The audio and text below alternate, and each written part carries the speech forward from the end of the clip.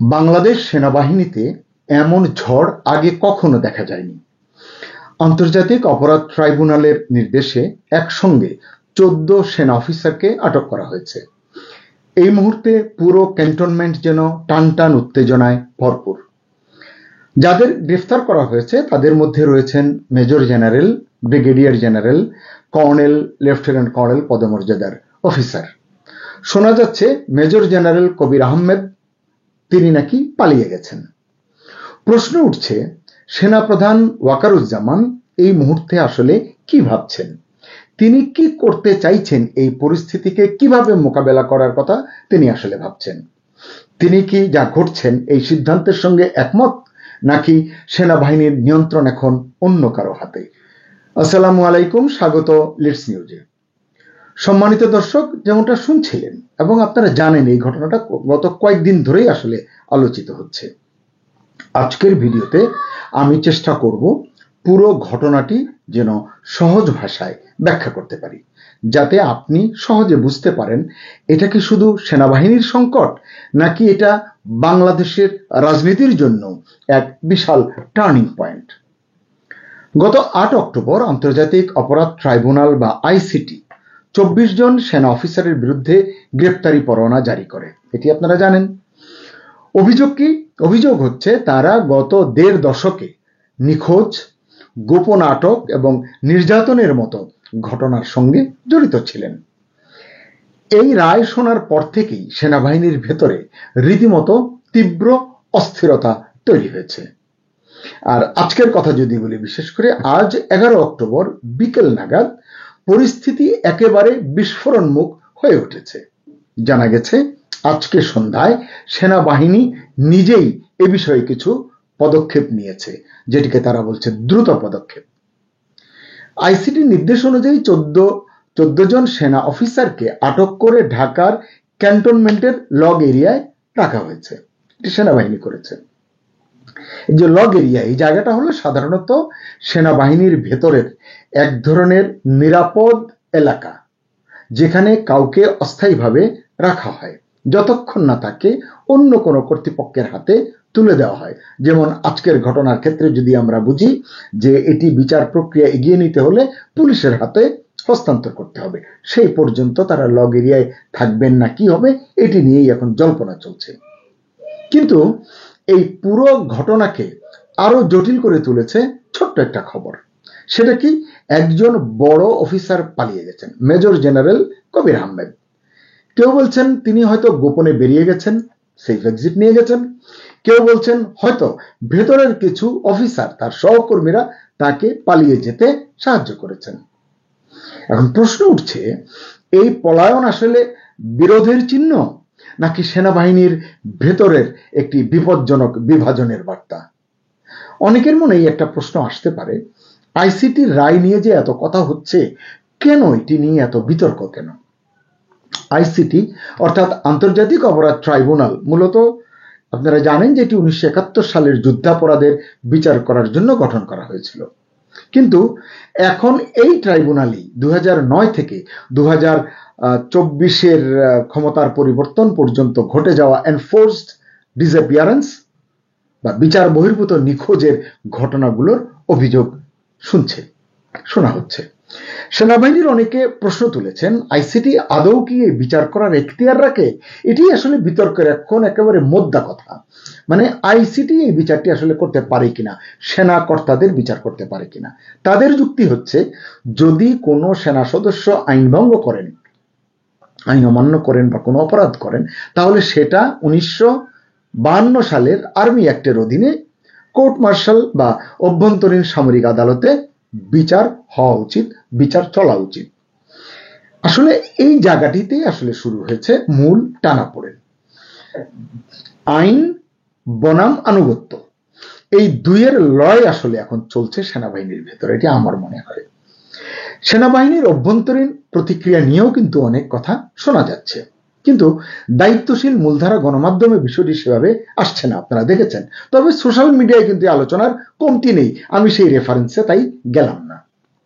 সেনাবাহিনীর অভ্যন্তরের এই মুহূর্তের পরিস্থিতি নিয়ে এখন আসলে সবার ভেতরে এক ধরনের উদ্বেগ কাজ করছে, আমার ভিতরেও কাজ করছে। কি হচ্ছে? গত 9 অক্টোবর সেনাপ্রধান জেনারেল ওয়াকারুজ্জামান সিনিয়র সেনা অফিসারদের নিয়ে একটি বৈঠকে বসেছিলেন, এমনটি জানা গেছে। সেখানে সেনা অফিসাররা মানে সিনিয়র অফিসাররা কোনো রাগ ঢাক না রেখেই তারা বলেছেন সরাসরি আইসিটির এই রায় সেনা সদস্যদের মর্যাদা এবং সম্মানকে ক্ষতিগ্রস্ত করছে। কেউ কেউ সরাসরি দাবি তুলেছেন আমাদের অফিসারদের মানে সেনা অফিসারদের বেসামরিক আদালতে নয় সেনা আইনে বিচার করা হোক। যেটি বললাম, সেনা আইন 1952 কথা বললাম। আরেক অংশ মনে করেন ন্যায় বিচার সবার জন্য সমান হতে হবে। তিনি সেনা হোক, পুলিশ হোক, সিভিল হোক, অর্থাৎ অপরাধ করলে আইনই যেন শেষ কথা, এটি হচ্ছে এই পক্ষের মতামত। ফলে দেখা যাচ্ছে সেনাবাহিনীর মধ্যেই এখন বিভাজন তৈরি হয়েছে, দুটি গোষ্ঠী তৈরি হয়ে গেছে। কেউ বলছেন 3টি ভাগ হয়েছে। এটি এবার রাজনৈতিক দলগুলোর সঙ্গে মিলিয়ে বলা হচ্ছে, আমি সেই আলোচনায় যাচ্ছি না, সেটি অন্য সময় আলোচনা করব। এই যে দুটি গোষ্ঠী যেটি মনে হচ্ছে যে তৈরি হয়েছে সুস্পষ্ট, এক পক্ষ আইসিটির রায় মানতে চাইছে, মানে আইসিটি যেভাবে এগোচ্ছে সেটিকে সমর্থন করতে চাইছে। আরেক পক্ষ চাইছে না পুরো ব্যাপারটি ঘটনাটি যাই ঘটুক না কেন আর্মি অ্যাক্ট দিয়ে এটি পরিচালনা করতে, সামলাতে, পরিপালন করতে যাই বলুন না কেন।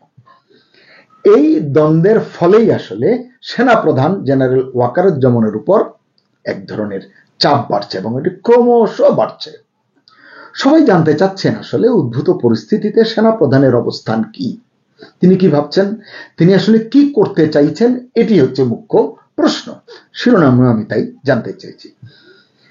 আপনারা জানেন যে জেনারেল ওয়াকার সম্প্রতি বেশ কয়েকটি বিদেশ সফর বাতিল করেছেন। এই মাসেই তার যাওয়ার কথা ছিল 13 থেকে 16, 14 থেকে 16 ভারতে নয়াদিল্লিতে 2টো আন্তর্জাতিক কনফারেন্সে অংশ নেওয়ার কথা ছিল, তিনি যাননি, সেটি ভিন্ন প্রেক্ষাপট হোক। এরপরে কথা ছিল 14 থেকে 18 অক্টোবর পর্যন্ত তিনি সৌদি আরব সফর করবেন। এখন ধারণা করা হচ্ছে এই সফরও তিনি বাতিল করতে পারেন বা স্থগিত হয়ে যেতে পারে, কারণ সেনাবাহিনীর ভেতরকার যে অস্থিরতা, এই অবস্থায় তিনিও হয়তো মনে করছেন তার পক্ষে সফরে যাওয়া সমীচীন নয় বা নিরাপদ নয়, যে যাই ভাবুন না কেন। বরং এখন তার মূল দায়িত্ব মানে সেনাপ্রধানের মূল দায়িত্ব হওয়া উচিত সেনাবাহিনীর অভ্যন্তরের এই যে ক্রমবর্ধমান বিভাজন, বিভক্তি, এটিকে আসলে সামাল দেয়া, ঐক্য ধরে রাখা। কারণ যে কোনো ভুল সিদ্ধান্ত সেনাবাহিনীর ঐক্যকে তছনছ করে দিতে পারে। একটি সূত্র এই ঘটনার পেছনে ব্রিগেডিয়ার আজমির নামটিও বলছে। তাদের ভাষ্য, আজমি নাকি এই বিতর্কের পেছনে বড় ভূমিকা রাখছেন, বিশেষ করে সেই অফিসারদের প্রভাবিত করছেন যারা আইসিটি রায়ের পক্ষে বা বিপক্ষে অবস্থান নিচ্ছেন। পুরো ঘটনায় অবসরপ্রাপ্ত সেনা অফিসারদের ভূমিকাও বেশ আলোচিত হচ্ছে। আজমির বিষয়টি আমি আর বেশি বলতে চাই না এজন্য, কারণ প্রয়োজনীয় তথ্যপত্র আমার হাতে নেই। যাই হোক, অবসরপ্রাপ্ত সামরিক কর্মকর্তাদের বিষয়টি যদি বলি, সম্প্রতি ঢাকার ইব্রাহিমপুরের দ্য টাউন হল নামে একটি রেস্টুরেন্ট আছে, সেখানে 200 জনের মতো অবসরপ্রাপ্ত সেনা অফিসার একটি সভায় মিলিত হয়েছিলেন বলে জানা যায়, যেখানে আলোচনার মূল বিষয় ছিল এই 24 অফিসারের ভাগ্য কি হবে, তাদেরকে কিভাবে দেখবে সেনাবাহিনী। ওই সভায় প্রধান অতিথি ছিলেন লেফটেন্যান্ট জেনারেল অবসরপ্রাপ্ত আমিনুল করিম।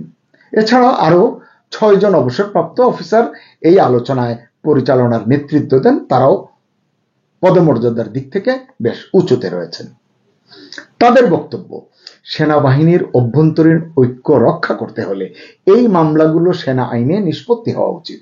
তারা মনে করেন আইসিটির পদক্ষেপটা রাজনৈতিক উদ্দেশ্য প্রণোদিত হতে পারে। আচ্ছা, এখানে একটু মানবাধিকার সংগঠনগুলোর রেফারেন্সটা একটু আলোচনা করা দরকার, কেন সেটি বুঝতে পারবেন। মানবাধিকার সংগঠনগুলোর তথ্য এখানে বেশ বড় ভূমিকা রাখছে। আইন ও সালিশ কেন্দ্র বলছে 2001 থেকে এখন পর্যন্ত 1443 জন সেনা এবং অন্যান্য র্যাঙ্কের সদস্য আটক হয়েছেন, আর 2007 থেকে 2023 পর্যন্ত 629 জন নিখোঁজ হয়েছেন। অন্যদিকে অধিকার নামক সংস্থা, তাদের তথ্যে বলা হয় 2004 থেকে 2008 পর্যন্ত অন্তত 416টি এনফোর্সড ডিসঅ্যাপিয়ারেন্স বা ডিটেনশন ঘটেছিল। এই সংখ্যাগুলোই আসলে এখন আইসিটি মামলায় প্রমাণ হিসেবে উঠে আসছে। এখন গুরুত্বপূর্ণ প্রশ্ন হলো, যে 14 জন অফিসারকে লগ এরিয়ায় রাখা হয়েছে, মানে তাদেরকে তো আটক করা হয়েছে, আজ রাতেই কি তাদের পুলিশে হস্তান্তর করা হবে? কারণ সেনাবাহিনী কতক্ষণ রাখবে? আটক যে জন্য করা হয়েছে এটিকে অগ্রবর্তী করতে হলে পুলিশে হস্তান্তর করতে হবে, আইসিটির যে রায় সেটিকে বাস্তবায়ন করতে হলে। যদি হস্তান্তর করা হয় তাহলে এটি বাংলাদেশের সেনা ও বেসামরিক প্রশাসনের সম্পর্কের ইতিহাসে একটা নজিরবিহীন ঘটনা হবে। একই সঙ্গে মেজর জেনারেল কবির আহমেদের পলায়নও বড় মাত্রায় দাগ ফেলবে। এটা যদি ভেতরের কারো সহায়তায় হয়ে থাকে, তিনি যে পালিয়ে গেলেন, স্কেপ করলেন, তাহলে সেটা বাহিনীর ঐক্যের জন্য আরো বিপজ্জনক বার্তা দেবে। আর যদি আইসিটির এই রায় কার্যকর হয়, মানে যেভাবে তারা দিয়েছে এভাবে যদি এগোয়, তাহলে সেটা ভবিষ্যতে আরো অনেক অফিসারের বিরুদ্ধে তদন্তের দরজা খুলে দিতে পারে। যে প্যান্ডোরার বাক্স খুলে গেল, এখন একের পর এক বের হতে থাকবে, আটক হতে থাকবে, এরকম হতে পারে। ফলে এখন পুরো বিষয়টি হয়ে উঠেছে একদিকে আইন, অন্যদিকে আনুগত্যের লড়াই। সেনাবাহিনীর জন্য এটি শুধু বিচার নয়, বরং নিজেদের অস্তিত্ব রক্ষার লড়াই। এটি দর্শক, এই ঘটনাকে শুধু আইনি মামলা হিসেবে দেখলে ভুল হবে বলে আমার মনে হয়। এটা আসলে বাংলাদেশের ক্ষমতার ভারসাম্যের একটা বড় পরিবর্তনের ইঙ্গিত। একসময় যেসব ঘটনা গোপন থাকত, আজ সেগুলো বিচারকের টেবিলে চলে এসেছে। কিন্তু এই বিচার যদি সেনাবাহিনীর ভেতরের আস্থা ভেঙে দেয়, তাহলে তার প্রভাব পড়বে দেশের নিরাপত্তা, রাজনীতি, এমনকি আগামী যে নির্বাচন, আসন্ন নির্বাচন, সেই নির্বাচনেও। এখন পুরো জাতি তাই তাকিয়ে আছে সেনা প্রধান কি সিদ্ধান্ত নেন এবং আইসিটি ও সরকার এই মামলাগুলো কিভাবে পরিচালনা করে। এদিকে আমরাও অপেক্ষা করছি আজকে রাতে কোনো খবর পাই কিনা। সেই রাতের খবরের জন্য যত বিলম্বিতই হোক না কেন, এই 14 অফিসারকে, যাদেরকে আটক করা হয়েছে, যারা লগ এরিয়ায় আছে, তাদেরকে হস্তান্তর করা হয় কিনা এবং এ বিষয়ে সরকার পক্ষ থেকে কি ধরনের ব্যাখ্যা দেওয়া হয়। আপনারা কমেন্টে আপনাদের মতামত লিখে জানান। এই ঘটনাকে আপনারা কিভাবে দেখছেন? এটা কি সত্যিকারের ন্যায় বিচার নিশ্চিত করবে, নাকি সেনাবাহিনীর ভেতর রাজনীতি আরো উস্কে দেবে? সকলকে ধন্যবাদ। আল্লাহ হাফেজ।